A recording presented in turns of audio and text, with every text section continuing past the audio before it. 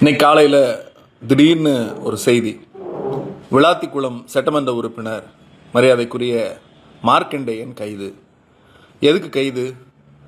பொதுக்கூட்டத்தில் பேசினார். என்ன பேசினார்?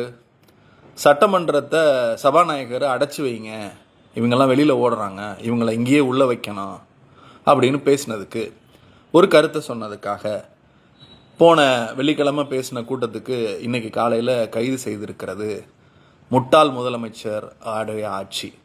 ஐயோ, முட்டாள் முதலமைச்சர்னு சொன்னால் கோவம் வருமே உங்களுக்கு? இந்த வார்த்தையை எனக்கு என் தலைவர் கற்றுக் கொடுக்கல, உங்கள் கட்சியில் இருக்கிற அமைச்சர் ஆதவ் அர்ஜுனா தான் எனக்கு கற்றுக் கொடுத்துருக்கிறாரு. முட்டாள் முதலமைச்சர் அவர்களே வணக்கம். பொதுக்கூட்டத்தில் பேசினா கைது பண்ணுவீங்களா? நீங்கள் பொதுக்கூட்டத்தில் கரூரில் போய் ஒரு ஒப்பாரி வச்சுட்டு வந்தீங்க, அது ஞாபகம் இருக்கா? திருச்சியில் ஒரு ஒப்பாரி வச்சிங்க, ஞாபகம் இருக்கா? திருச்சி ஒப்பாரியில் சொன்னீங்களே எனக்கு நல்லா வாயில வரும்னு. உங்களுக்கு மட்டும்தான் வாயில வருமா?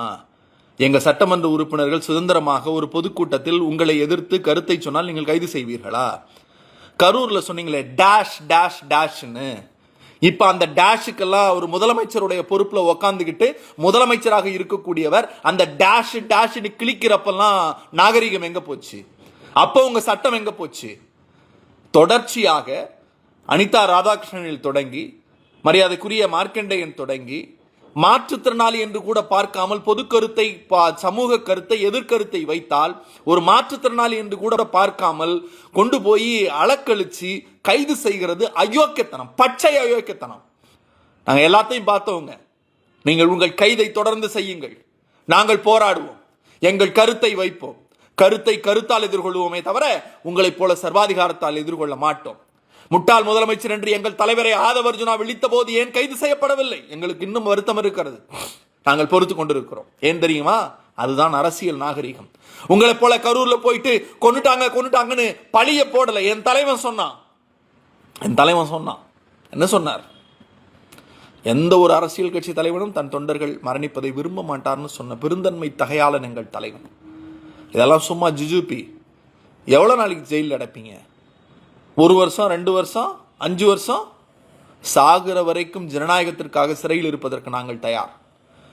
உங்களால் எங்கள் தொண்டனினுடைய உணர்வில் இருக்கிற அந்த கெண்டைக்கால் ரோமத்தை கூட உங்களால் ஒன்றும் செய்துவிட முடியாது. நாங்கள் எல்லாவற்றையும் பார்த்தவர்கள். ஆக எதிர்த்து நிற்போம். ஜனநாயக ரீதியாக எங்கள் கருத்துக்களை வைக்கிற போது உங்கள் கைது என்கிற ஏவல் துறையை வைத்து எங்களை கைது செய்ய எத்தனித்தால், நீங்கள் எத்தனிக்க பந்தை போட்டு அடிக்க அது மீண்டும் வேகமாக எப்படி மேலெழும்புமோ அப்படி திராவிட முன்னேற்ற கழகமும் மேலே எழும்பும். இந்த கைதுக்கெல்லாம் அஞ்சுறவங்க கிடையாது. We are not fools like you people. நீங்கள் முட்டாள்களுடைய முதலமைச்சராக, முட்டாளை வழிநடத்துகிற முதலமைச்சராக இந்த நாட்டை வழிநடத்தி கொண்டிருக்கிறீர்கள். மீண்டும் சொல்லுகிறேன், இந்த வார்த்தை ஆதவ் அர்ஜுனா சொன்னது, நான் சொல்லவில்லை. ஜனநாயகத்தை ஜனநாயகபூர்வமாக எதிர்கொள்ளுங்கள் முதலமைச்சர் அவர்களே. ஜனநாயகத்தை சர்வாதிகாரத்தின் அடிப்படையில் போட்டால் ஹிட்லருக்கு அவனுடைய வாழ்க்கை வரலாறு வேண்டுமானால் படித்து பாருங்கள்.